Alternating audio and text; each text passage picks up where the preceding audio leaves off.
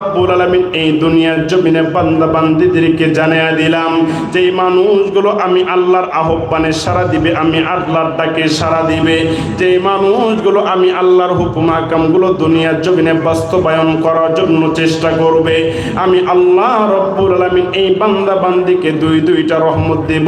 আওয়াজ দিয়ে বলেন না সুবহানাল্লাহ। আরে বাবাজি, খাকরা দাও পূর্ব পাড়া দাদুয়া কচুগাড়ি এলাকার বাপ ভাইরা, কেউ কোনো দিকে নজর নাই। আমি জানি না আপনার সাথে আমার আর কোনো দিন দেখা হবে কিনা। আরে বন্ধু, জীবনের শেষ বয়ান মনে করে আজকে আপনাদের সামনে দিল খুলে কিছু কথা বলে দিয়ে যাই। আল্লাহ রাব্বুল আলামিন ডাক দিলেন নবীজি, যেই মানুষগুলো আমি আল্লাহর আহ্বানে সাড়া দিবে, আমি আল্লাহর ডাকে সাড়া দিবে, এই মানুষগুলোকে আমি আল্লাহ এক নম্বরে পুরস্কার দিয়ে পুরস্কৃত করব। এই বান্দার জিন্দেগির সমস্ত গুনাহগুলি আমি আল্লাহ মাফ করে দেব। আওয়াজ দিয়ে বলেন না সুবহানাল্লাহ। আরে বাবাজি, আমার কলিজার টুকরা যুবক ভাইরা, পর্দার আড়ালের মা বোনেরা, কেউ কোনো দিকে নজর নাই।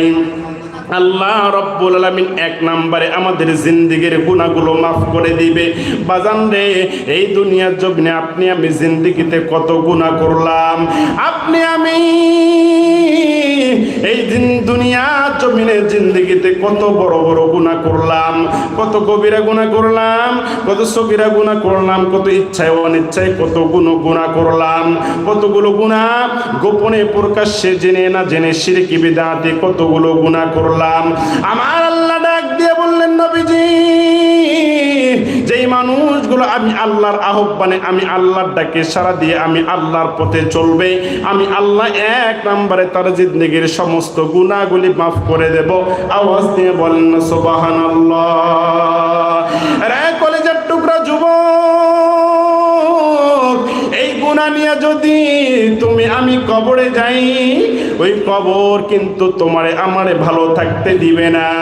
এই গুনাহ নিয়ে যদি তুমি আমি অন্ধকার কবরে পাড়ি জমাই, কবর কিন্তু আমাদেরকে বাঁচতে দিবে না। আরে বাবাজি, এই যে আপনাদের পাশে কবরস্থান, এই কবরস্থান কিন্তু ভালো জায়গা নয়। এই দুনিয়ার জমিনে আপনি যদি এই মুহূর্তে অ্যাক্সিডেন্ট হয়ে পইরা থাকেন, আপনারে কয়েকটা মানুষ ধইরা মেডিকেলের মধ্যে নিয়ে গিয়ে আপনাকে চিকিৎসাধীন অবস্থায় রাখবে। এই দুনিয়ার জমিনে কারো বাড়িতে যদি আগুন লাগে, 999 কল দিলে ফায়ার সার্ভিস চলে এসে আগুন নিভাবে। কিন্তু বাজান, ওই অন্ধকার কবরে যদি কোনো মানুষ গুনাহ নিয়ে যায়, কোনো মানুষ তার জিন্দেগির গুনাহ মাফ না কইরা যদি অন্ধকার কবরে চইলা যায়, এই অন্ধকার কবরে ওই বান্দার জন্য ভালো স্থান হবে না, ওই বান্দার জন্য ভালো স্থান ওই কবর হবে না। ওই কবর ডাক দিয়ে বলে, দুনিয়ার মানুষ, আমি কবর ওই ব্যক্তির জন্য ভালো যার আমল ভালো, যার ঈমান ভালো, আমি ওই কবর ওই ব্যক্তির জন্য ভালো। এ বাজার দেখেন তো দেখেন, আজকের এই মাহফিলে আপনার দিলটা নরম হয়নি, আজকে আপনার মাহফিলে দুইটা চোখের পানি আপনি বের করতে পারেননি। আরে বাবাজি, ওই অন্ধকার কবর ভালো জায়গা নয়। ওই অন্ধকার কবরে যদি কোনো মানুষ একবার যায়, ওই মানুষগুলো আর দুনিয়ার জমিনে ফিরে আসতে পারবে না।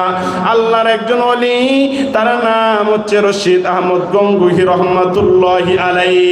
আরে বাবাজি, এই অলি কবরের ভয়ে সকাল বিকাল কান্না করে, কান্না করতে করতে তার চক্ষু দুইটা অন্ধ করিয়া ফেলছে। তার মুরিদেরা ডাক দিয়ে বলেন, হুজুর, আপনি কবরের ভয়ে সব সময় কান্না করেন, আপনি কি কবরে আযাব শুই না কাঁদেন, না কবরে আযাব আপনি নিজের চোখে দেখছেন? তার মুরিদরা যখন এইভাবে প্রশ্ন করল, রশিদ আহমদ গঙ্গুহি রহমাতুল্লাহি আলাইহি তার মুরিদ মুরিদদেরকে উদ্দেশ্য করে ডাক দিয়ে বলে, মুরিদেরা তোমরা শোনো, আমি কবরের আযাব শুই না কাঁদি না, আমি কবরের আযাব শুই না শুধু কাঁদি না, আমার আল্লাহ স্বয়ং আমার কবরের আযাবটা দেখাইছে। জোরে বলেন আল্লাহু আকবার। রে বাবাজি, এই যে দেখেন মাদ্রাসার পাশে কবরস্থান, আমি জানি না এখানে কার জানি জনম দুঃখিনী মা শুয়ে আছে, আমি জানি না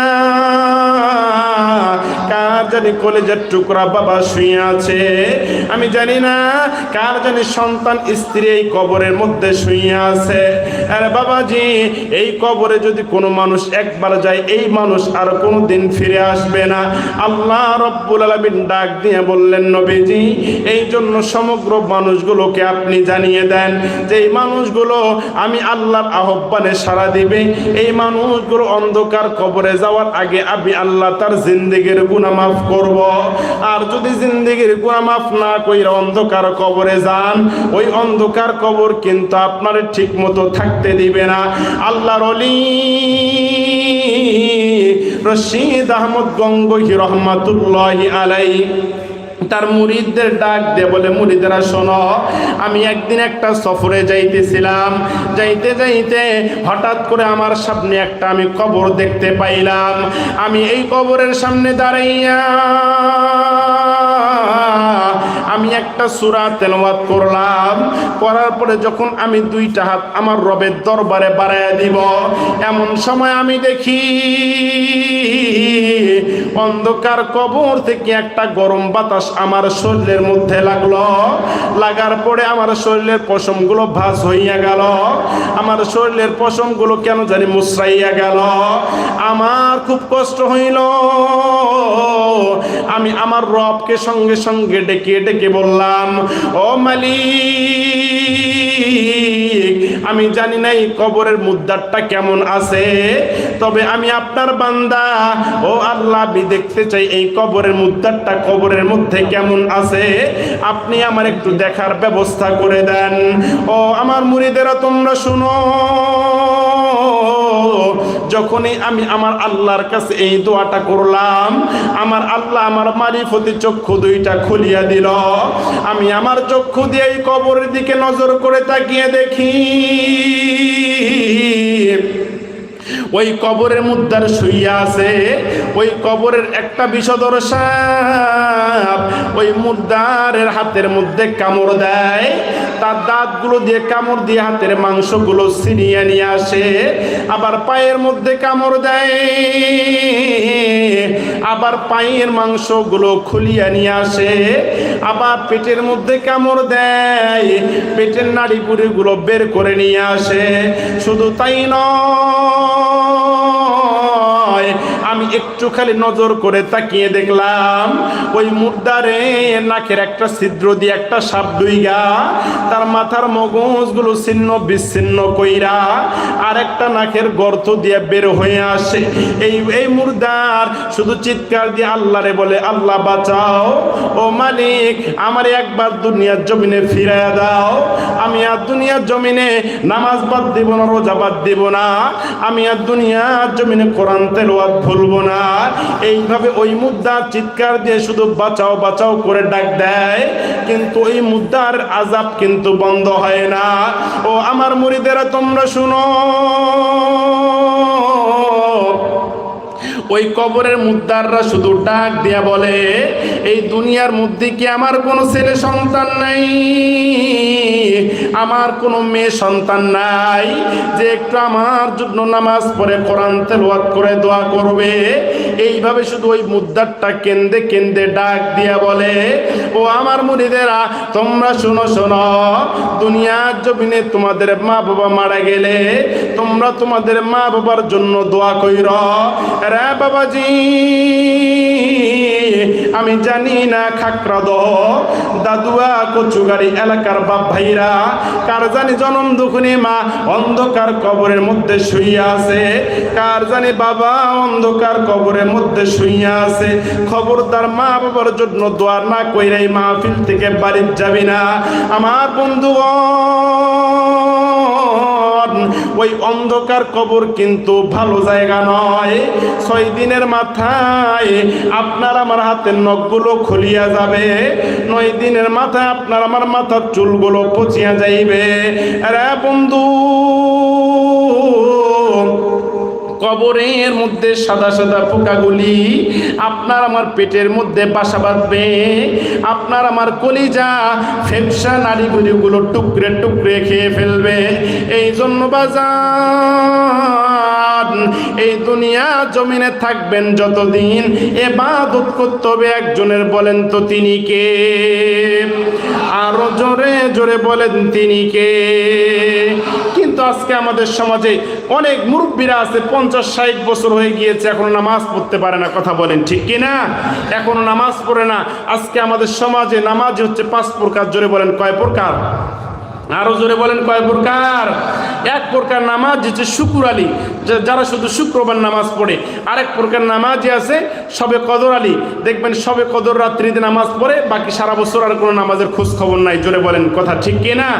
আরেক প্রকার নামাজ আছে সবে বরাত আলী, আরেক প্রকার নামাজ আছে দেখবেন রমজান আলী, শুধু রমজান মাসে নামাজ পড়ে, বাকি সারা বছর আর কোনো নামাজ পড়ে না। কথা বলেন ঠিক কিনা?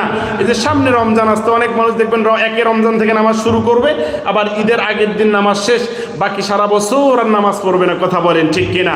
আরেক প্রকার নামাজ যে আছে শুধু 2 ঈদে মাঠে নামাজ পড়বে, বাকি আর সারা বছর নামাজ পড়বে না। আস্তা বাজান বলেন, এই 5 প্রকার নামাজই হলে কি আমাদের চলবে? আরো জোরে বলেন চলবে? আমাদেরকে 5 ওয়াক্ত নামাজই হতে হবে। আল্লাহ কবুল করুক। জোরে বলেন আমিন। আরো জোরে বলেন আমিন। আমার ভাইরা, আমার বন্ধুগণ, আরে বাবাজি, এই জন্য আমাদেরকে 5 ওয়াক্ত নামাজ পড়া লাগবে। আমাদেরকে দুনিয়ার জমিনে 5 ওয়াক্ত নামাজ পড়া লাগবে, কারণ কিয়ামতের ময়দানে আমার আল্লাহ রব্বুল আলামিন সর্বপ্রথম বান্দার নামাজের হিসাব নিবে। এই জন্য বাজান, কিয়ামতের ময়দানকে ভয় করিয়া, কবরকে ভয় করিয়া দেখুন আজকে 2টা চোখের পানি ফোঁটা আপনি বের করতে পারেন কিনা। অনেক যুবকেরা আছে, মেয়ে কষ্ট দিছে, গার্লফ্রেন্ড কষ্ট দিছে, দেখবেন গার্লফ্রেন্ডের কষ্ট পাইয়া অনেক যুবকেরা আছে হাত কাইটা দেখবেন হাত দিয়ে রক্ত বের করে, আবার দেখবেন অনেকেই কেন্দে কেন্দে বালিশ ভিজায়। কিন্তু যুবক, এই চোখের পানি আল্লাহর কাছে কোনো মূল্য নাই। কোন যুবক যদি রাতের বেলায় উঠে তাহাজ্জুদের নামাজ পড়ে, 5 ওয়াক্ত নামাজ পড়া, কোরআন তেলাওয়াত কইরা আল্লাহর ভয়ে, জাহান্নামের ভয়ে 2টা চোখের পানি বের করে, আমার আল্লাহ ওই যুবকের ওই পানিটা কবুল করিয়া নেয়। এই জন্য কলিজার টুকরা যুবক, তোমরা যারা এসেছো, আমি তোমাদেরকে 1 নাম্বার ওষুধ দিয়ে যাই। যুবক ভাই, 5 ওয়াক্ত নামাজ বাদ দিবি না। তুমি যদি 5 ওয়াক্ত নামাজ পড়তে পারো, আমার আল্লাহ তোমার সকল ধরনের খারাপ কাজগুলো থেকে বিরত রাখবে। আওয়াজ দিয়ে বলেন না সুবহানাল্লাহ। আমার ভাইরা, আমার বন্ধুগণ, প্লিজ বাজান, কেউ কারো দিকে নজর নাই। দেখেন তো আজকে এই বয়ানটা আপনার জন্য কল্যাণগামী হয় কিনা। আমার বন্ধুরে, আজকে অনেক মুরব্বী বাবাজিরা আছে, 50-60 বছর হয়ে বয়স হয়ে গিয়েছে, এরপরও দেখবেন বিড়ি খাওয়া ছাড়ে না, এরপরও দেখবেন গাঞ্জা খাওয়া ছাড়ে না, এরপরও দেখবেন জেনা করা বাদ দেয় না। এরকম আমাদের সমাজে মানুষ আছে না নাই? আজকে দেখবেন অনেক মুরব্বী আছে, 50-60 বছর বয়স হয়ে গিয়েছে, এরপরও দেখবেন বিড়ি খাওয়া ছাড়ে না। আমি একদিন এক দাদারে জিজ্ঞাসা করলাম, দাদা তুমি যে বিড়ি খাও, এই বিড়িতে কি আছে, এই বিড়িতে কি মজা পাও? বলে, নাতিরে তুই বুঝবি না, এই বিড়ির মধ্যে যা স্বাদ আছে, 1 পদ দুধের মধ্যে তার স্বাদ নাই। নাউজুবিল্লাহ বলবেন না? আরো জোরে বলেন নাউজুবিল্লাহ। 1 পদ দুধের মধ্যে যা স্বাদ আছে, একটা বিড়ির মধ্যে তার থেকে আরো বেশি স্বাদ আছে। এটা শয়তানি ছাড়া আর কিছুই হতে পারে না। কথা বলেন ঠিক কিনা? আমি বাংলাদেশের বিভিন্ন জেলা সফর করি, বিভিন্ন পাবলিক টয়লেটগুলোতে মাঝে মধ্যে যাওয়া লাগে, যায় দেখি টিস্যুর চেয়ে, পায়খানার গন্ধ হচ্ছে, বিড়ির গন্ধ বেশি, আর বিড়ির পাশাগুলো চারদিকে পড়ে আছে। কথা বলেন ঠিক কিনা? আচ্ছা বলেন, যেই জিনিসটা টয়লেটের মধ্যে খায় মানুষ, এই জিনিসটা আর যাই হোক হালাল হতে পারে? আরো জোরে বলেন পারে? এই জন্য কলিজার টুকরা মুরব্বী বাবাজিরা, আপনাদেরকে আমি বলি বাবাজি, খবরদার বিড়ির মধ্যে মুখ লাগাবেন না, খবরদার 5 ওয়াক্ত নামাজ বাদ দিবেন না। আরে বাবাজি, চিন্তা করে দেখো না, এই দুনিয়া কিন্তু থাকার জায়গা নয়। আজকে আপনি আমি যদি এই মুহূর্তে মারা যাই, কাল 10টার মধ্যে আপনার আমার বিদায়ের আয়োজন কমপ্লিট হইয়া যাবে। আপনার আমার সন্তান হুজুরের কাছে গিয়ে ডাক দিয়ে বলবে, হুজুর আর কইরেন না, দেরি, জলদি করেন, তাড়াতাড়ি আমার বাড়ি চলেন, আমার মা মারা গেছে অথবা আমার বাবা মারা গেছে, তাদের লাশটা খুব দ্রুত গোসল দিয়া বাড়ি থেকে বিদায় করা লাগবে। আরে বাবাজি, যেই সন্তানের জন্য আপনি বিঘা বিঘা সম্পত্তি করলেন, যেই সন্তানের জন্য আপনি দামি দামি ফ্ল্যাট তৈরি করলেন, যেই সন্তানের জন্য আপনি কোটি কোটি টাকা ব্যাংক ব্যালেন্স করলেন, এই সন্তান আপনি মারা যাওয়ার পরে আপনাকে খুব দ্রুত বিদায় দেওয়ার জন্য অস্থির হইয়া যাবে। আপনার প্রাণের বিবি, যেই স্ত্রীর সঙ্গে আপনি একই বিছানায় 30 বছর 40 বছর ঘুমাইলেন, আপনি মারা যাওয়ার পরে আপনার স্ত্রী আপনার সঙ্গে আর 1 মিনিট শুয়ে থাকবে না। আপনার স্ত্রী আপনার কাছ থেকে লাফ দিয়ে উইঠা চলিয়া যাবে। আর আপনার সন্তানকে ডাক দিয়ে বলে, সন্তান খুব দ্রুত লাশটা বাড়ি থেকে বিদায় করে দাও। লাশ দেখলে কেন জানি ভয় লাগে, লাশ দেখলে কেন জানি খুব ভয় লাগে। এই লাশটা খুব দ্রুত বাড়ি থেকে বিদায় করে দাও। আমার বন্ধুরে, আপনি আমি মারা যাওয়ার পরে খুব দ্রুত আপনার আমার বিদায়ের আয়োজন করা হবে। এই জন্য কলিজার টুকরা যুবক, আজকে অনেক যুবকেরা আছে বলে, হুজুর আমার বয়স মাত্র 20-25 বছর, আমি এখনই তো মরবো না, অনেক এখনো দেরি আছে। কলেজের টুকরা যুবক, আমি বাংলাদেশের বিভিন্ন জেলায় সফর করতে গিয়ে সেই দিন দেখলাম সিরাজগঞ্জের মধ্যে একটা যুবক একটা সুজুকি গাড়ি নিয়ে যায়, হঠাৎ করে একটা ট্রাকের সঙ্গে সংঘর্ষ হয়ে গেল। এই যুবক, তার একটা হাত তার শরীর থেকে আলাদা হয়ে গিয়েছে। এই যুবকটা মরা মুরগির মতো লাফাইতে লাফাইতে কিছুক্ষণের মধ্যেই ওই জায়গার মধ্যে মৃত্যুবরণ করলো। এই জন্য কলেজের টুকরা যুবক, খবরদার, হায়াতের কোনো গ্যারান্টি নেই, নিঃশ্বাসের কোনো বিশ্বাস নাই। এই জন্য তোমাদের আমি বলি, 1 নাম্বার 5 ওয়াক্ত নামাজ বাদ দেওয়া যাবে না। 5 ওয়াক্ত নামাজ যে যুবকেরা পড়বে, আমার আল্লাহ ওই যুবকদেরকে জিরো থেকে হিরো বানায় দিবে। জোরে জোরে বলেন সুবহানাল্লাহ। আমার ভাইরা, আমার বন্ধুগণ, 2 নম্বরে যে কলিজার টুকরা যুবক ভাইরা কোরআনুল কারীম তেলাওয়াত করবে, কোরআন শিখবে, আমার আল্লাহ ওই যুবকদেরকে জিরো থেকে হিরো বানায় দিবে। আমার বন্ধুগণ, আমি আপনাদের মাঝে একটা মাত্র আয়াতে কারিমা তেলাওয়াত করেছি, সূরা ইব্রাহিমের 1 এবং 2 নম্বর আয়াত। আল্লাহ বলেন, আলিফ লাম রা। আল্লাহু আকবার বলেন। এই 3টা হরফ, হরফে মুকাত্তা, এই হরফের ব্যাখ্যা বাংলাদেশের কোনো বক্তা, মুফতি, মুহাদ্দিস কেউ বলতে পারবে না। এই 3টা অক্ষরের ব্যাখ্যা যিনি জানেন, বলেন তো তিনি কে? আর একটু জোরে বলেন, তিনি কে? আল্লাহ বলেন, কিতাবুন আনজালনাহু ইলাইকা লিতুখরিজান নাসা মিনাজ-যুলুমাতি ইলান-নূর। আমার ভাইয়েরা, আমার বন্ধুগণ, আল্লাহ রব্বুল আলামিন ডাক দিলেন, নবীজি, ইয়া রাসূলুল্লাহ, ইয়া হাবিবাল্লাহ, আপনি তাম পৃথিবীর মানুষগুলোকে জানিয়ে দেন, আমি আল্লাহ রব্বুল আলামিন দুনিয়ার জমিনে এমন একটা কিতাব পাঠাইলাম, এই কিতাবের স্পর্শে যারা আসবে, এই কিতাব যারা পড়বে, এই কিতাব যারা মানবে, আমি আল্লাহ ওই ব্যক্তিগুলো জুলুমাত থেকে নূর, অন্ধকার পথ থেকে আলোর পথে এনে দিব। আমার ভাইরা, আমার বন্ধুগণ, দেখেন তো বাজান, এই কিতাব কেমনে মানুষকে অন্ধকার থেকে আলোর পথে এনে দেয়। আল্লাহ নবীর একজন সাহাবী, তার নাম হচ্ছে ওমর রাদিয়াল্লাহু তাআলা আনহু। বাজান রে, খুবই ডেঞ্জারাস একজন লোক ছিল, কোথায় কোথায় মানুষকে হত্যা করত। এই ওমর সেই সময় ইসলাম ধর্ম গ্রহণ করে নাই। আল্লাহ নবীর সাহাবী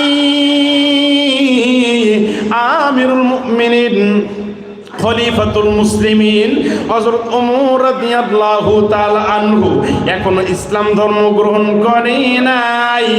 আবু জাহেল একদিন তার দলের লোকদেরকে ডাক দিয়ে বলল, ও আমার দলের লোকেরা, তোমাদের মধ্যে কে আছো, আব্দুল্লাহর বেটা মুহাম্মদের কল্লাটা আমারে কেটে এনে দিতে পারবা? যে আব্দুল্লাহর বেটা মুহাম্মদের কল্লাটা আমারে কেটে এনে দিতে পারবা, আমি তার 100টা লাল উট উপহার দিব। রে বন্ধু, ওই সময় আল্লাহর নবীকে মারার জন্য একটাই চক্রান্ত ছিল, একটাই কারণ ছিল, একটাই উদ্দেশ্য ছিল।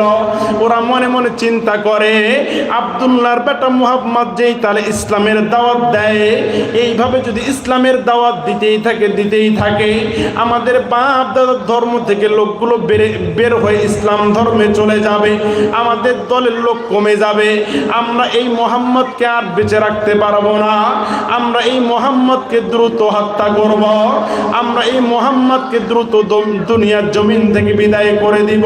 বাবাজি, আজকেও যারা ন্যায় ইনসাফের পক্ষে কথা বলে, তাদেরকে বাংলা জমিন থেকে রাব আর বামরা গুলি করে ফাঁসি দিয়ে হত্যা করে দুনিয়া থেকে বিতাড়িত করতে চায়। কথা বলেন ঠিক কি না? আমার ভাইরা, আমার বন্ধুগণ, ওই সময় আল্লাহর নবী দ্বীন প্রচার করতেছে। এই জন্য আবু জাহেল তার দলের লোকদেরকে ডাক দিয়ে বলল, আমার দলের লোকেরা, তোমরা শোনো, তোমাদের মধ্যে যে আব্দুল্লাহর বেটা মুহাম্মদের কল্লাটা আমারে কেটে এনে দিতে পারবে, আমি তার আমার 100টা লাল উট উপহার দিব। এই কথা শোনার পরে একটা মানুষও কিন্তু মাথা নড়ায় না। এক কন্যার থেকে ওমর হাতটা তুলে ডাক দিয়ে বলে, লিডার, আমি আছি, মুহাম্মদের কল্লাটা আপনারে কেটে এনে দিব। আগে বলেন তো, বলেন আপনি কি আমারে 100টা লাল উট উপহার দিবেন? এইবার আবু জাহেল ডাক দিয়ে বলল, ওমর, আমি একবারে 100% তোমারে কথা দিলাম, তুমি যদি আব্দুল্লাহর বেটা মুহাম্মদের কল্লাটা আমারে কেটে এনে দিতে পারো, তাহলে আমি তোমারে 100টা লাল উট উপহার দিব। রে বাবাজি, দেখেন তো, দেখেন কোরআনের পক্ষে এসে মানুষ কেমনে জিরো থেকে হিরো হয়ে যায়। এইবার ওমর আর দেরি না কইরা বাড়ির মধ্যে চলে আসলেন। বাড়ির মধ্যে আসিয়া তার বিবিরে ডাক দিয়ে বলে, বিবিরে, আর কইরো না দেরি, আমার দামি তরবারিটা দাও তাড়াতাড়ি, আর ওই দামি তরবারির উপরে বিষাক্ত বিষটা লাগায়া দাও। ওই সময় ওমর বিভিন্ন সাপের বিষ সংগ্রহ করত। ওমর ডাক দিয়ে বলে, বিবিরে, সবচেয়ে বিষাক্ত সাপ কিং কোবরা, এই কিং কোবরার বিষগুলো তুমি ছুরির উপরে মিশাইয়া দাও, আমি একজনকে হত্যা করার জন্য যাব। এবার বিবি ডাক দিয়ে বলেন, স্বামী গো, আপনি তো অনেক মানুষকে হত্যা করেন, আজকে আবার কাকে মারার জন্য যাবেন? আজকে আবার আপনি কাকে হত্যা করার জন্য যাবেন, যার কারণে আপনি দামি তরবারি আর বিষাক্ত বিষগুলো মাখাইতে বলতেছেন? এবার বিবি ডাক দিয়ে বলেন, স্বামী গো, বলেন তো, বলেন আপনি কাকে মারার জন্য যাবেন? এবার ওমর ডাক দিয়ে বলেন, বিবি রে, আমি যাব মুহাম্মদকে মারার জন্য। আব্দুল্লাহর বেটা মুহাম্মদ আমাদের বাপ দাদার ধর্মে চুনকালি দেয়, এই জন্য আমার লিডার আমারে বলেছে, আমি যদি আব্দুল্লাহর বেটা মুহাম্মদের কল্লা কেটে এনে তার কদমে হাজির করতে পারি, তাহলে সে আমার 100টা লাল উট উপহার দিবে। এই জন্য আমি তরবারি আর বিষাক্ত বিষগুলো মাখায়া চাচ্ছি। এবার বিবি মনে মনে চিন্তা করে, আব্দুল্লাহর বেটা মুহাম্মদ হচ্ছে একজন ভালো লোক, আব্দুল্লাহর বেটা মুহাম্মদ হচ্ছে একজন সত্যবাদী লোক। আমার ভাইরা, আমার বন্ধু, বলেন তো আমার আপনার নবীজিকে তামাম পৃথিবীর জন্য রহমত করে পাঠাইছেন কে? আরো জোরে বলেন কে? আল্লাহ বলেন ওয়ামা আরসালনাকা ইল্লা রাহমাতাল লিল আলামিন।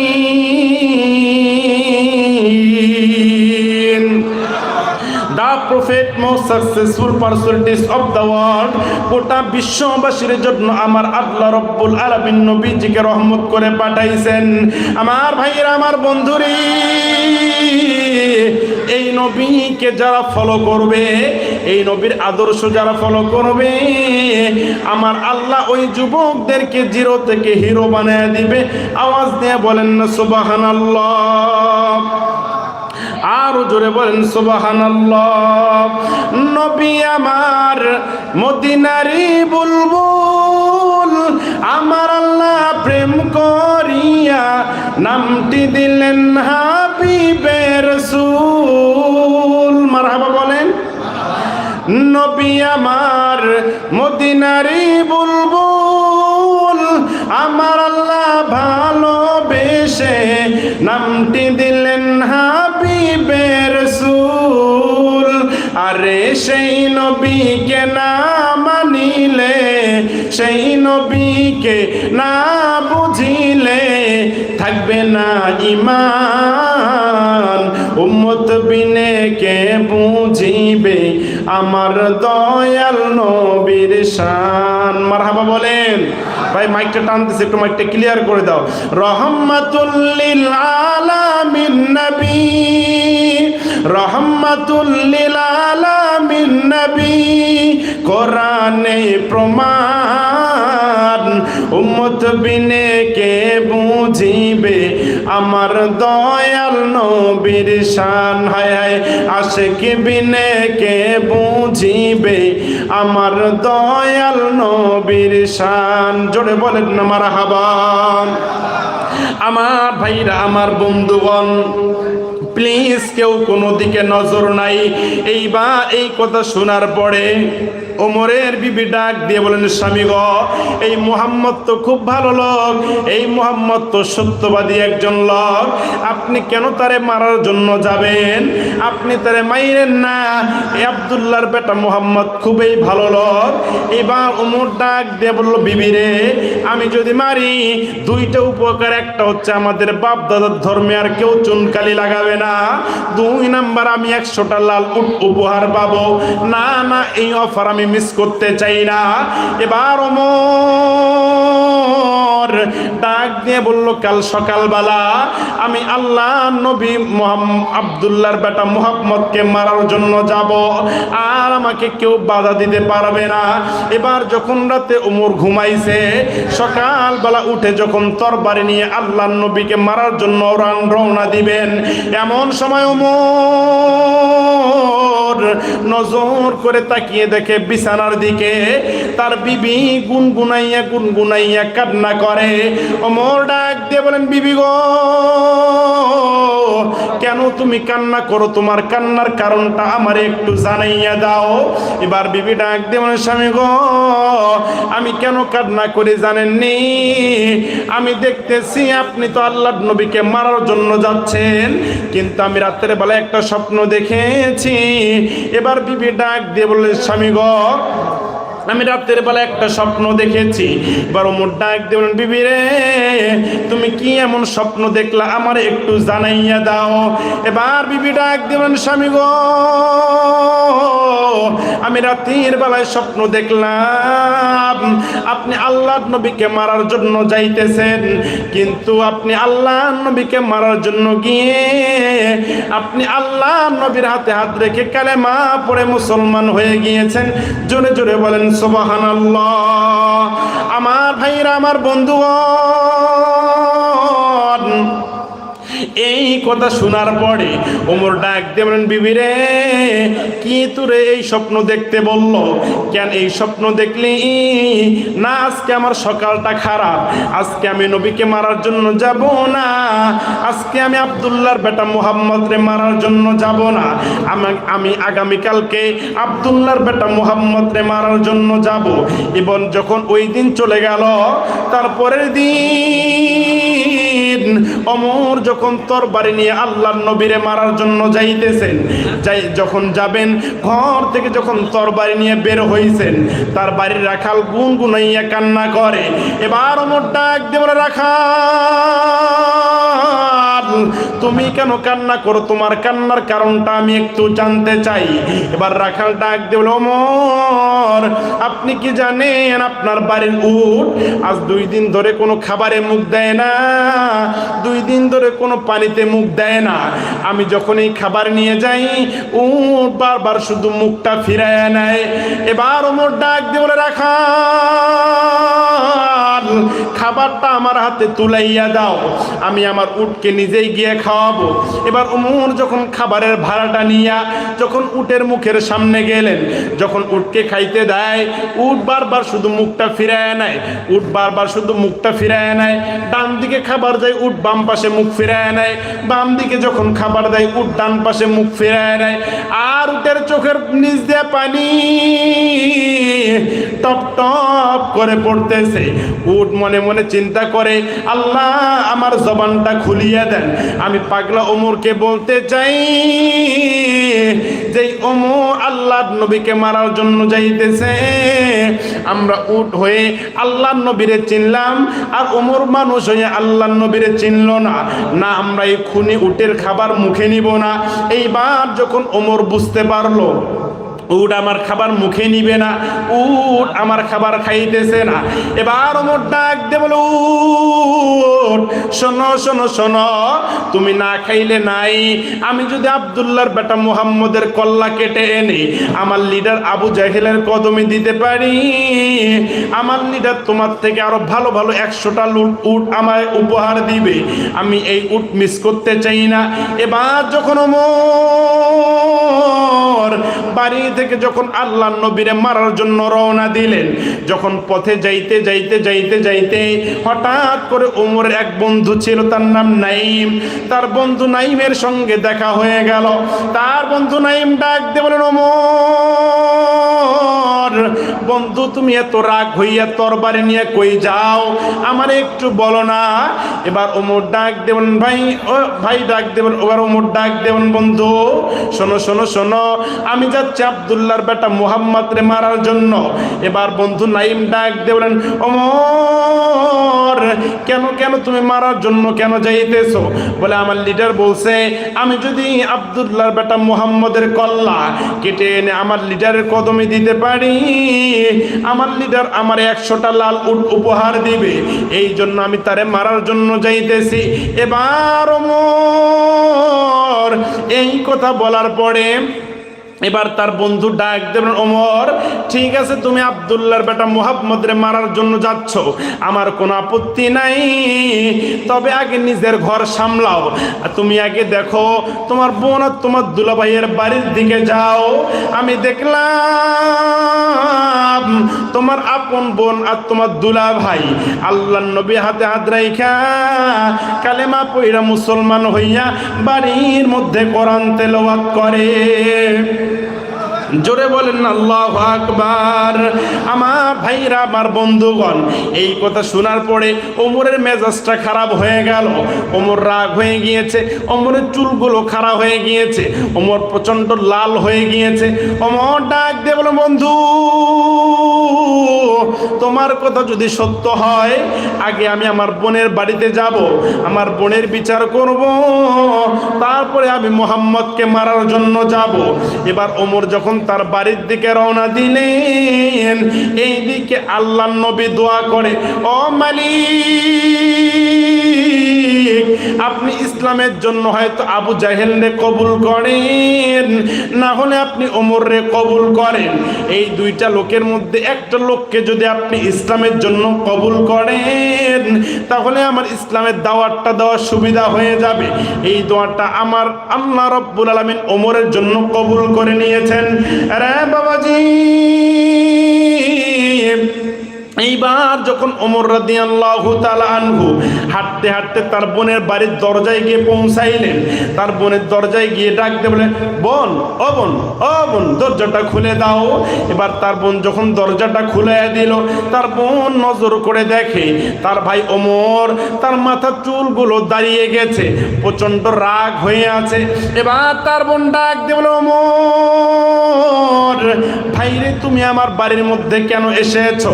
এবার ওমর ডাক দিয়ে বলে, বোন রে, আমি শুনলাম তুমি নাকি ইসলাম ধর্ম গ্রহণ করেছো, তুমি নাকি মুহাম্মদের হাতে হাত রেখে কালেমা পড়ে মুসলমান হয়ে গিয়েছো, তুমি নাকি বাড়ির মধ্যে কোরআন তেলাওয়াত করো। এবার তার বোন ডাক দিয়ে বলেন, ভাই ওমর, তুমি ঠিকই শুনেছো, তুমি ঠিকই শুনেছো, আমি কালেমা পড়ে মুসলমান হয়েছি, আমি বাড়ির মধ্যে কোরআন তেলাওয়াত করতেছি। এই কথা শোনার পরে ওমর বলল, বোনরে, এখনো সময় আছে, এই মুহূর্তে তুমি ইসলামটা ছেড়ে দাও। তুমি যদি এই মুহূর্তে ইসলামটা ছেড়ে দাও, আমি তোমারে কিছুই বলবো না। এবার তার বোন ডাক দিয়ে বলেন, ভাই ওমর, তুমি আমারে ভয় দেখাইয়া লাভ নাই, আমি ইসলামের মালা গলায় পড়েছি, আমার জীবনও যদি চলে যায়, আমি তারপর ইসলামের মালা গলা থেকে খুলবো না। এই কথা শুনিয়া ওমরের মেজাজটা খারাপ হয়ে গেল। ওমরের কাছে একটা চাবুক ছিল, তার চাবুকটা বের করিয়া তার বোনের গায়ে আঘাত শুরু করলো। তার বোন মার খাইতে খাইতে যখন মাটির মধ্যে পড়ে গেল, তার বোনের শরীর থেকে কেটে কেটে ফিনকি ফিনকি রক্ত বের হয়। বাজান দেবী, মানুষের শরীর একটু নরম, তার বোনের শরীর থেকে চাবুকের কাঁটা দিয়ে ফিনকি ফিনকি রক্ত বের হয়। তার বোন ডাক দেবেন, ভাই ওমর, আমারে আর খবরদার এইভাবে মারিও না, আমারে আর খবরদার এইভাবে মারিও না, আমি একবারে মরে যেতে চাই। তোমার হাতে যে তরবারিটা আছে, তোমার হাতে যে তরবারিটা আছে আর বিষাক্ত বিষ মাখা আছে, এই তরবারি দিয়া তুমি আমার গর্দান থেকে মাথাটা আলাদা করে দাও, এরপরও আমি ইসলামের আলো থেকে এক পরিমাণ পিছে আসবো না। জোরে বলেন না সুবহানাল্লাহ।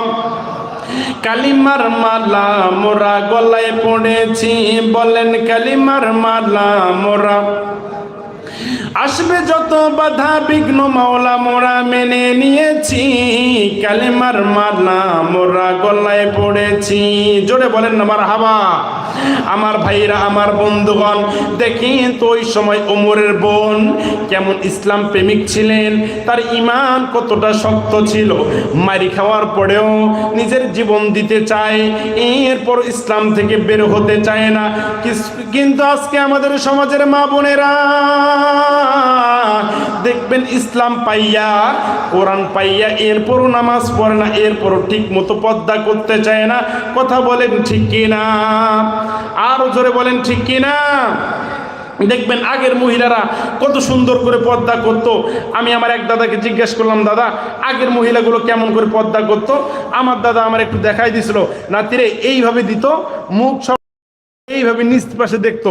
আর যদি কোনো পুরুষ মানুষ যাইতে, এক মহিলা আরেক মহিলাকে ডেকে বলতো, এই যাইও না, একটা পুরুষ মানুষ যায়। কথা বলেন ঠিক কিনা? কিন্তু যখন আসলো 2016, পর্দাটা আস্তে করে খোলো, পর্দার আর কোনো দরকার নাই। আগের মেয়েরা তাও একটু ওড়নাটা দিত, এইভাবে তাও একটু মানাইতো। কিন্তু এখন এমন হয়ে গেছে ডিজিটাল, দেখবেন মেয়েরা এইভাবে রশির মতো পেঁচাইয়া এইভাবে গলা দিয়ে এইভাবে ফেলাই দিছে। কথা বলেন ঠিক কিনা? হ্যাঁ, এখন আসতে বলেন এইরকম ওড়না দিয়ে কোনো কি লাভ আছে? জোরে মন লাভ আছে? এখন যদি হয় নদী একদিকে, রাস্তা একদিকে, ব্রিজ যদি আরেক দিকে হয়, কাম হবে? জোরে বলেন কাজ হবে? এখন ধরেন আপনার বাড়িতে শুটকি আছে, শুটকি মাছ আছে, এখন যদি আপনি ঢাকা ভালো করে দিয়ে না রাখেন, আর আপনার বাড়িতে যদি কোনো বিড়াল থাকে, আপনি সারাদিন তসবিহ সুবহানাল্লাহ আলহামদুলিল্লাহ পরে যদি বিড়ালের গা সত্তান আর বিড়ালকে রাখেন, আর যদি আপনি ঘর থেকে বের হয়ে যান, বলেন তা আপনার বিড়ালকে আপনার শুটকি খাইব কিনা? জোরে বলেন খাবে কিনা? এখন যদি আপনি বিড়াল শুটকির ভাড়াটা যদি ভালো করে ঢাকনা দিতেন তাহলে সুবহানাল্লাহ আলহামদুলিল্লাহ নাও পড়তেন, তারপরেও কিন্তু বিড়াল চাইলেও আর শুটকি খাইতে পারতো না। কথা বলেন ঠিক কিনা? যদি আজকে আমাদের সমাজের মা বোনরা যদি পর্দা করত, বিশ্বাস করেন এ সমাজে ধর্ষণ, ইফটিজিং নামক যে ভাইরাসটা আছে এই ভাইরাস থাকতো না। কথা বলেন ঠিক কিনা? আরো জোরে বলেন ঠিক কিনা? কিন্তু মেয়েরা দেখবেন কি সুন্দর করে লিপস্টিক, আশকারা মাস্কারা, মেকআপ শেকআপ করে রাস্তাঘাটে বের হয়, চুলগুলো ছেড়ে দিয়ে বেপর্দা অশ্লীল কাপড় পরে। আর যুবকরা যখন তাদের দিকে তাকায় কোনো কিছু বলে তখনই এটা ইফটিজিংয়ের মামলা হয়ে যায়। কথা বলেন ঠিক কিনা? আরো জোরে বলেন ঠিক কিনা? হ্যাঁ, অনেক মেয়েরা দেখবেন মেকআপ শেকআপ লিপস্টিক পরে নিজেকে সুন্দরী দাবি করে। আচ্ছা বলেন, আমি বাংলাদেশে আমি বিভিন্ন চিড়িয়াখানায় গিয়েছি, বানরের পিছন লিপস্টিক ছাড়াই লাল, ও তো আগে বিশ্ব সুন্দরী তালিকায় নাম লেখা দরকার। কথা বলেন ঠিক কিনা? আমাদের সমাজে যে কুত্তাগুলো আছে এই কুত্তাগুলো কোনো পোশাক পরে না। যদি পোশাক ছাড়াই মডার্ন হওয়া যেত, সৌন্দর্য প্রকাশ করা যেত, তাহলে কুত্তা তো আগে মডেলিংয়ের তালিকা থাকতো। কথা বলেন ঠিক কিনা? এর জন্য মা বোন, আপনাদের সৌন্দর্য পর্দায়। বলেন তো মেয়েদের সৌন্দর্য কোথায়? আরো জোরে বলেন কোথায়? যদি দেখবেন যে মেয়েটা ঠিক মতো পর্দা করে না, এলাকার মধ্যে বিভিন্ন ছেলে পেলে তার দিকে খারাপ নজর দেয়, ওই মেয়েটা বিভিন্ন ছেলের সাথে কথা বলে, মেয়েটার চরিত্রের মধ্যে একটু কলঙ্কের দাগ আছে, দেখবেন ওই মেয়েটা যখন বিয়ের প্রস্তাব আসে বিভিন্ন মানুষ নানান রকম কথা বলে বিয়েটা ভেঙে দেয়। এরকম কাজ আপনাদের সমাজে হয় কিনা? জোরে বলেন হয় কিনা? তো কথা বলেন হয় কিনা? এখন দেখেন এক কলাওয়ালা কলা বিক্রি করে, তো কলা নিয়ে বাজারের মধ্যে যায়, কলা তাড়াতাড়ি বিক্রি হয়ে যায়। তার বউ একদিন বুদ্ধি দেয়, স্বামী গো আমি আপনার একটা বুদ্ধি দেই, আপনি যেই বুদ্ধি নিয়ে কাজ করতে পারেন আপনার কলা 1 ঘন্টার জায়গায় আধা ঘন্টায় বিক্রি হয়ে যাবে। স্ত্রী বলে হ্যাঁ আধা ঘন্টায় বিক্রি হয়ে যাবে। স্বামী চিন্তা করে কি এমন কাজ, কি এমন এর ভিতরে তদবির আছে, কি এমন জাদু আছে যে এত তাড়াতাড়ি কলা বিক্রি হয়ে যাবে। এবার স্ত্রী বলে স্বামী গো আমি আপনার কলার সইলগুলো, আপনারা কি বলেন কলার উপরে চোষা না সইল বলেন? চোষা, এই চোষাগুলো আমি আপনার সিলাইয়ে দিব, আপনি বাজারের মধ্যে যাবেন, মানুষ শুধু কিনবে আর খাবে, কিনবে আর খাবে। এভাবে যখন বুদ্ধি দিল, বউ সারা রাত্রি কলার চোষাগুলো সিলাইয়া একটা ডালার মধ্যে দিল, স্বামী এবার বাজারে নিয়ে যায় বিক্রি করার জন্য। আস্তাবাজান বলেন আপনারা এই যে খাকড়াদহ, পূর্বপাড়া, দাদুয়া, কচুগাড়ি এলাকার বাপ ভাইরা, এই কলা যদি বাজারে কেউ নিয়ে যায় আপনি কি কিনবেন? জোরে বলেন কিনবেন? তো এই কলা কেউ কিনে না। যার দোকানের সামনে বসছে এও বলে তোর দোকানদার ওই দিকে যা, তোর দোকানের কারণে আমার দোকানেও সমস্যা হয়, তোর দোকানের কারণে আমার দোকানেও মাসি ভ্যান ভ্যান ভ্যান ভ্যান করে, তোর দোকানদার তুই ওই দিকে চলে যা। এবার এই যুবক কলার ডালা নিয়ে গালের মধ্যে হাত দিয়ে একটা গান গায়, আমার কলা নিবেন যারা, একটি কলা নিবেন যারা, 1টি টাকা পাবেন তারা, 100 কলা নিবেন যারা, 100 টাকা পাবেন তারা। এভাবে মনের দুঃখে গান গাচ্ছে। কিসের দুঃখে? আরো জোরে বলেন কিসের দুঃখে? পাশ দিয়ে একটা যুবক যায়, যুবক চিন্তা করে আমি যদি কলাগুলো নেই আর যদি কলাগুলো নাও খাই, যদি ডাস্টবিনের মধ্যে ফেলায় দেই, যে টাকা পাবো ওই টাকা দিয়ে আমার একবার নাস্তা হয়ে যাবে। কথা বলেন ঠিক কিনা? এই ঘটনার দ্বারা আমি একটা উদাহরণ দিতে চাচ্ছি মা বোনদেরকে, যে মেয়েগুলো পর্দা করে না, ঠিক মতো পর্দা করে না, নিজের চরিত্র ঠিক নাই, দেখবেন ওই মেয়েটার যখন বিয়ের প্রস্তাব আসে বারবার মানুষ বিভিন্ন রকম কথা বলে বিয়েটা ভেঙে দেয়। তখন এই মেয়ের বাপ কলাওয়ালার মতো গান গায়, আমার মেয়েকে বিয়ে করবেন যারা, 1 লক্ষ টাকা দামের যৌতুক পাবেন তারা। ঠিক কিনা বলেন? আমার মেয়েকে বিয়ে করবেন যারা, একটা অ্যাপাচি মোটর সাইকেল পাবেন তারা। এইভাবে গান গায় ঘটকের মাধ্যমে। এবার একটা যুবক চিন্তা করে আমার একটা স্বপ্ন হচ্ছে একটা গাড়ি, একটা পালসার, একটা R15, একটা সুজুকি, আমার একটা স্বপ্ন, আমি যদি এটা না চাইতেই পেয়ে যাই, আর যদি 1-2 লাখ টাকা পেয়ে যাই তাহলে বাড়ি ঘরের কাজটাও কমপ্লিট হয়ে যায়। মেয়ে যা হয় হোক বিয়েটা লাগাও। কথা বলেন ঠিক কিনা? এই যুবক বিয়ে কইরা বাড়ির মধ্যে আনছে, বাসর রাত্রিতে বউ লাল শাড়ি পরে মাথায় ঢাকা দিয়ে বসে আছে। এই যুবক গিয়ে একটু বউয়ের ঘুমটা সারায় বউকে দেখবে, একটু সুন্দর করে কথা বলবে কি? এই যুবক বারবার শুধু গাড়ির দিকে তাকায়। কথা বলেন ঠিক কিনা? আরো জোরে বলেন ঠিক কিনা? আমার মা বোনরা, আপনারা যদি খাস পর্দানিশী হন, আপনারা যদি নামাজি হন, আপনার চরিত্রবান হন, এই এলাকার এই গ্রামের যুবক ভাইরা আপনার দেনমোহর পরিশোধ করে দিয়ে, আপনার বিনা টাকায় আপনাকে মোহরনা পরিশোধ করে দিয়ে আপনাকে বিয়ে করে বাড়ির মধ্যে এনে রানী করে রাখবে। কথা বলেন ঠিক কিনা? আরো জোরে বলেন ঠিক কিনা? আমার মা বোনেরা আসেন, মা গো লম্বা চূড়া কোনো আলোচনা নাই। আমার মা বোনেরা, আমিও না এক মায়ের সন্তান, আমিও তো কোনো না কোনো মায়ের সন্তান, আমিও তো কোনো না কোনো বোনের ভাই। আমার মা গো, আমি আপনাদের বিরুদ্ধে কথা বলার জন্য আসে নাই। আমার কলিজার টুকরা বোনেরা, খবরদার বেপর্দায় চলাফেরা করবেন না। আপনি যদি পর্দানিশী হন, আমার আল্লাহ রব্বুল আলামিন আপনার উপর রহমত নাজিল করবে। আল্লাহ নবীর মেয়ে ফাতিমা কেমন পর্দা করেছিলেন, মৃত্যুর সময় পর্দার ভুলে নাই। আল্লাহ নবীর মেয়ে ফাতিমা যখন মৃত্যুবরণ করবে, তার স্বামী হাতটা ধরে ডাক দিয়ে বলেন, স্বামী গো, আমি যখন মারা যাব আমার জানাজায় বেশি মানুষ ডাকবেন না, আমারে খুব দ্রুত রাতের বেলায় জানাজা দিয়ে বিদায় করে নেবেন। এবার তার স্বামী আলী ডাক দিয়ে বলেন, বিবি রে, তুমি তো আল্লাহর নবীর মেয়ে, তুমি তো হাসান হুসাইনের মা, তুমি তো আমি আলীর স্ত্রী, তোমার তো সম্মান অনেক বেশি, কিন্তু কেন তোমার জানাজায় আমি লোক ডাকবো না? এবার ফাতেমা ডাক দিয়ে বলেন, স্বামী গো, আপনি যদি আমার জানাজায় বেশি লোক ডাকেন, তাহলে সবাই দূর থেকে দেখবে আর চিন্তা করবে ফাতেমা কত বড় লম্বা ছিল, ফাতেমা মোটা ছিল না চিকন ছিল, অনেকেই অনুমান করবে। এই জন্য আমার জানাজায় বেশি মানুষ ডাক দিবেন না। আমার মা বোনেরা, দেখেন তো ওই সময় ফাতিমা কেমন পর্দানিশী ছিলেন। মৃত্যুর পরেও তাকে যেন কেউ না দেখে, এই চিন্তা করে করে ফাতিমা মারা গেলেন। আমার আল্লাহ মহিলাদের জান্নাতের সর্দারি হিসেবে ফাতেমাকে আখ্যায়িত করেছে। যেই মা বোনেরা ঠিক মতো পর্দা করতে পারবে, যেই মা বোনেরা ঠিক মতো চরিত্রের হেফাজত করতে পারবে, আমার আল্লাহ রব্বুল আলামিন ওই মা বোনদেরকে ফাতিমার সঙ্গে জান্নাতে দিবে। আওয়াজ দিয়ে বলেন না সুবহানাল্লাহ। আমার ভাইরা, আমার বন্ধুগণ, দেখেন তো, দেখেন ওমরের বোনের ইমানটা কেমন মজবুত। এবার ওমরের বোন ডাক দিয়ে বলেন, ভাই ওমর, তুমি যদি আমারে মারতে মারতে মেরেই ফেলো, এরপরও আমি ইসলাম থেকে বেরিয়ে আসবো না, আমি কোরআন তেলাওয়াত ছাড়তে পারবো না। এবার ওমর মনে মনে চিন্তা করে, আমার বোন কোন ধর্মের পাগল হইল, আমার বোন কোন কোরআনের পাগল হইল, দেখি তো দেখি, আমি একটু কোরআনটা শুনতে চাই। এবার ওমর ডাক দিয়ে বলে, বোন রে, আমি একটু কোরআন শুনতে চাই, দেখি কোরআনের মধ্যে কি এমন মধু আছে, কি এমন জাদু আছে, যেই কোরআনের ছায়াতলে গিয়ে তুমি তোমার জীবন দিতে চাও, এরপর তুমি ঈমান দিতে চাও না। এবার ওমরের বোন বলল, ভাই রে, ঠিক আছে, তুমি আসো, তোমারে আমি উজুটা একটু বানাইয়া দেই। এবার ওমরের বোন ওমরকে উজু বানাইয়া দিলেন।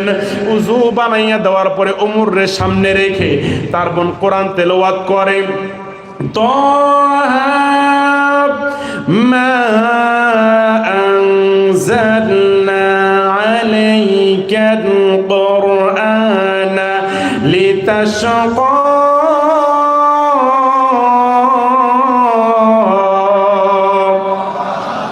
আমার ভাইরা, আমার বন্ধুগণ, তার বোন যখন এইভাবে কোরআন তেলাওয়াত শুরু করলো, কোরআন তেলাওয়াত করতেছে, আর আমার আল্লাহ রব্বুল আলামিন এইদিকে নবীজির দোয়াটা কবুল করে নিয়েছেন। এইদিকে ওমরের চোখ বেয়ে বেয়ে, গাল বেয়ে বেয়ে টপ টপ করে পানি পড়ে। এবার ওমরের বোন ডাক দিলেন, ভাই ওমর, তুমি কেন কান্না করো? তোমার কান্নার কারণটা আমি একটু জানতে চাই। এবার ওমর ডাক দিয়ে বলে, বোন রে, আমি যখন এই কোরআন তেলাওয়াত শুনতেছি, আমার কেন জানি অন্তরটাতে একটা ধাক্কা আসতেছে, আমার কেমন জানি একটু খারাপ লাগতেছে, আমার কেন জানি মনটা নরম হয়ে যাচ্ছে, আমার কেন জানি চোখ দিয়ে পানি বের হচ্ছে।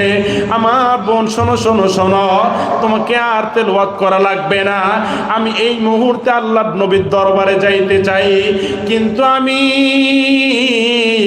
এতদিন আল্লাহর নবীর দরবারে যাইতেছিলাম আল্লাহর নবীকে মারার জন্য, কিন্তু আজকে আমি ওমর আল্লাহর নবীকে আর মারার জন্য যাব না। আজকে আমি ওমর আল্লাহর নবীর হাতে হাত রাইখা কালেমা পড়ে মুসলমান হওয়ার জন্য যাব। আওয়াজ দিয়ে বলেন না সুবহানাল্লাহ। আমার ভাইরা, আমার বন্ধুগণ, দেখেন তো দেখেন এই কোরআন কেমনে মানুষকে জিরো থেকে হিরো বানায় দেয়। যেই ওমর অন্ধকার যুগের লোক ছিল, যেই ওমর কোথায় কোথায় মানুষকে হত্যা করত, যেই ওমর ইসলাম ধর্মের ভিতরে ছিল না, কিন্তু আমার আল্লাহ এই কোরআন তেলাওয়াত শোনার বদলে, এই কোরআনের ছায়াতলে আসার কারণে আমার আল্লাহ কেমনে ওমরের দিলটা পরিবর্তন করে দিল। এইবার ওমর তার বোনকে নিয়ে আল্লাহর নবীর দরবারে রওনা দেয়। এবার নবীর দরবারে সাহাবীরা নজর করে তাকিয়ে দেখে ওই যে পাগলা ওমর আসতেছে। এবার সাহাবীরা ডাক দিয়ে বলেন, ও নবী, ওই যে পাগলা ওমর আসতেছে, আমরা কি তরবারি নিয়ে রেডি হব?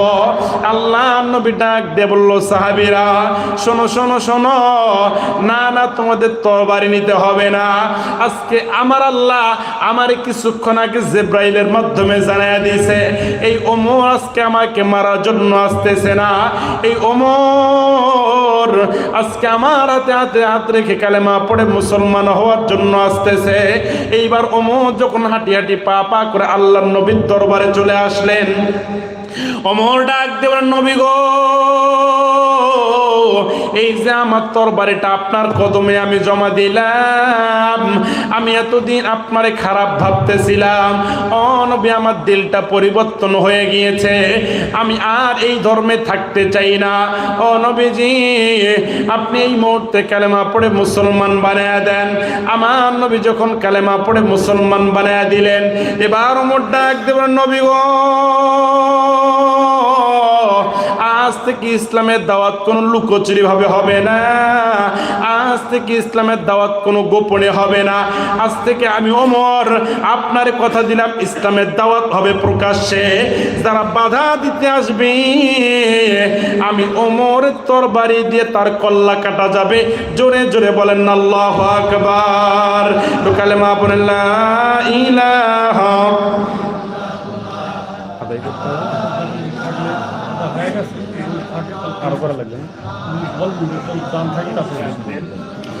লা ইলাহা ইল্লাল্লাহ, লা ইলাহা, লা ইলাহা ইল্লাল্লাহ মুহাম্মাদুর রাসূলুল্লাহ। আওয়াজ দিয়ে বলেন না সাল্লাল্লাহু আলাইহি ওয়াসাল্লাম। ভয় নাই গো, কোনো ভয় নাই, আল্লাহ যদি থাকে সদাই, দুর্গম্বের পথ পাড়ি দিয়ে যাই। ভয় নাই গো, কোনো ভয় নাই, মাওলা যদি থাকে সদাই। কথা বলেন ঠিক কিনা? আমার ভাইরা, আমি কি আলোচনা শেষ করে দিব নাকি আর একটু করব? শেষ করে দিব? ঘুম ধরছে? বাড়ি যাবেন? আমার ভাইরা, আমার বন্ধুগণ, যুবকদেরকে আমি 2 নম্বরে বললাম, যুবক কোরআন তেলাওয়াত ভুলা যাবে না। 3 নম্বরে যুবক পিতা মাতার খেদমত করা লাগবে। আরে যুবক, আমি জানি না কার জানি জন্ম দুঃখনি মা অন্ধকার কবরে চলে গেছে। আরে বন্ধু, মা যার নাই রে, তার মতো বড় দুঃখী আর কেউ নাই। মা যার নাই রে, তার মতো বড় অভাবী আর কেউ নাই। বাবা যার নাই, তার মতো বড় দুঃখী আর কেউ নাই। বন্ধু, মা হারাইলে কিন্তু আর মা পাওয়া যাবে না। হাত থাকলে হাতের মর্ম বোঝা যায় না, পা থাকলে পায়ের মর্ম বোঝা যায় না। আমার বন্ধুরে, যেই দিন বাড়ি থেকে মা হারাইবি ওই দিন বুঝবা কোন নেয়ামত হারাইছো। যেই দিন বাড়ি থেকে বাবা নামক বদবৃক্ষটা হারিয়ে যাবে ওই দিন বুঝবা কোন নেয়ামত হারাইছো। এই জন্য যুবক, খবরদার মায়ের সাথে খারাপ আচরণ করা যাবে না, বাবার সাথে খারাপ আচরণ করা যাবে না। আজকে অনেক যুবকেরা আছে বিয়া কইরা নতুন বউ পাইয়া মা বাবারে আলাদা করে দেয়। এরকম যুবক আমাদের সমাজে আছে না নাই? জোরে জোরে বলেন আছে না নাই? আমার কলিজার টুকরা যুবক ভাইরা, মায়ের কাছে দোয়া নিবি, বাবার কাছে দোয়া নিবি। মা বাবা অনেক দামি একটা নিয়ামত, মা বাবা অনেক দামি একটা বরকত। বন্ধু, যার মা কবরস্থানে শুইয়া আছে, এই যুবক যদি মায়ের কবর পাতাল পর্যন্ত খুইরা ফেলে, এরপর মায়ের চেহারার দেখার কোনো সুযোগ পাবে না, এরপর বাবার চেহারা দেখার কোনো সুযোগ পাবে না। রে কলিজার টুকরা যুবক, আজকে তুমি কোন মায়ের কষ্ট দাও, যেই মা 10 মাস 10 দিন তোমারে গর্ভে লালন পালন করিয়া, তোমারে বুকে দুধ পান করাইয়া, তোমারে কত আদর কইরা মানুষ করলো, তোমারে আজকে কত কষ্ট কইরা, তোমারে কত তোমার পোশাক পায়খানা সাফ করে দিল। রে কলিজার টুকরা যুবক, কেমনে তুমি ভুইলা গেলা, কেমনে তুমি তোমার মা বাবার সাথে খারাপ আচরণ করো। বন্ধুরি, মা বাবার চেহারার দিকে যদি কোনো বান্দা নেক নজর দিয়ে তাকায়, আমার আল্লাহ একটা কবুল হজের সব দান করে। জোরে জোরে বলেন না সুবহানাল্লাহ। মা কেন এত দামি জানে না সকলে, জানতো যদি পড়তো দেখে কোরআন হাদিস খুলে। মা কেন এত দামি জানে না সকলে, জানতো যদি পড়তো দেখে কোরআন হাদিস খুলে। কথা বলেন ঠিক কিনা? মা কেন এত দামি জানে না সকলে, জানতো যদি পড়তো দেখে কোরআন হাদিস খুলে। একটি হজের সওয়াব মিলে, একটি হজের সওয়াব মিলে, মা কি একবার দেখিলে, দেখিলে। মা কেন এত দামি জানে না সকলে, জানতো যদি পড়তো দেখে কোরআন হাদিস খুলে।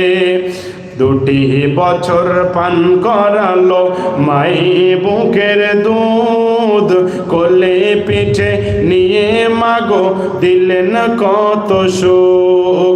2 বছর পান করালো, 2 বছর পান করালো মাই বুকের দুধ, কোলে পিঠে নিয়ে মাগো দিলেন কত সুখ। সেই মাকে ছেলে কেন, সেই মাকে মেয়ে কেন মন্দ কথা বলে। মা কেন এত দামি জানে না সকলে, জানতো যদি পড়তো দেখে কোরআন হাদিস খুলে। 2-4 মাস বোনের কান্দন রে, আর ঘরের পরিবারের কান্দন কয়েকদিন পর থাকে না। দুঃখের দরদি আমার জনম দুঃখী মা গো, দুঃখের দরদি আমার জনম দুঃখী মা। যখন আমার রাত পোহালো ভিজলো গুয়ে মুতে, আমায় শুকনায় রাখিয়া মায়ে থাকে ভিজাতে। এই মাসুদুর রহমান ডাইকা বলে, জান্নাত মায়ের পায়ের তলে গো, আর বলবো কারে হাদিস খুলে, দেখো করছে নবী ঘোষণা। দুঃখের দরদি আমার জনম দুঃখী মা গো, দুঃখের দরদি আমার জনম দুঃখী মা। কথা বলেন ঠিক কিনা? এই জন্য কলিজার টুকরা যুবক, মুরব্বী বাবা যারা, খবরদার মা বাবার সাথে খারাপ আচরণ করবেন না। আমার বন্ধুরে, যার মা বাবা কবরের মধ্যে শুয়ে আছে, মায়ের পাশে একটু যাইবা, বাবার কবরের পাশে একটু যাইবা, একটু সূরা তেলাওয়াত করবা, কিছু না জানলেও সূরা ফাতিহা তেলাওয়াত করবা, সূরা ইখলাস তেলাওয়াত করে মা বাবার জন্য দোয়া করবা। আমার আল্লাহ তোমার মা বাবার কবরে আযাব মাফ করে দিবে। জোরে বলেন সুবহানাল্লাহ। আমার ভাইরা, কেউ যাবেন না, মা বোনদের জন্য একটু আলোচনা আছে, শুনবেন। এবং যুবকদের জন্য আরো একটা টপিকস বাদ দিলাম, আমি যুবকদেরকে বলে দিয়ে যাব ইনশাআল্লাহ। মক্কা মদিনা আজান শুনবেন, এরপরে আখিরি মোনাজাত করে সবাই আমার মা বাবার জন্য দোয়া করে একসাথে বিদায় নেব ইনশাআল্লাহ। এগুলোকে দান করছে না, এগুলো বলবো। আলহাজ আব্দুল মতিন, গ্রাম দাদুয়া, নগদ 10,000 টাকা দিয়েছে, আল্লাহ কবুল আর মঞ্জুর করুক, জোরে বলেন আমিন। হ্যাঁ, আরেকজন দিয়েছে শাহ আলম শাহিন মাস্টার,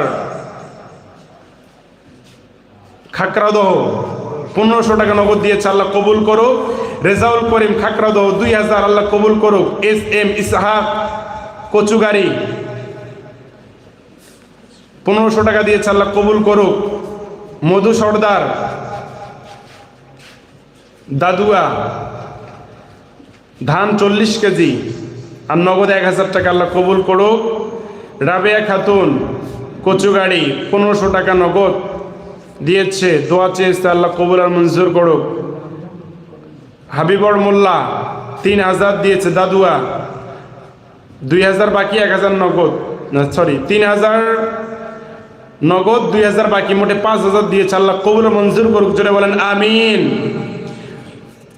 জেস কি এটা জেমিন জেমিন কচুগাড়ি 2000 দিয়েছে। মন্টু সর্দার 2000, দাদুয়া পাড়া, এটা কি লিখছে? এসকেন আলী 1100 নগদ, ছেলের জন্য দোয়া চেয়েছেন, আল্লাহ সুস্থতার নিয়ামত দান করুক, মরে গেলে জান্নাত দান করুক। শিমুল সরকার দাদুয়া, পরিমাণ 5500 টাকা, 500 টাকা নগদ, 5000 টাকা বাকি, আল্লাহ কবুল করুক। নূর মোহাম্মদ আলী খাকড়াদহ 5000 নগদ, আল্লাহ কবুল করুক। আশরাফুল মিস্ত্রি খাকড়াদহ 2000 টাকা নগদ দিয়েছে। সাকিব সরকার 5000 টাকা, 2000 নগদ, 3000 বাকি। রাশিদুল ইসলাম 1000 টাকা।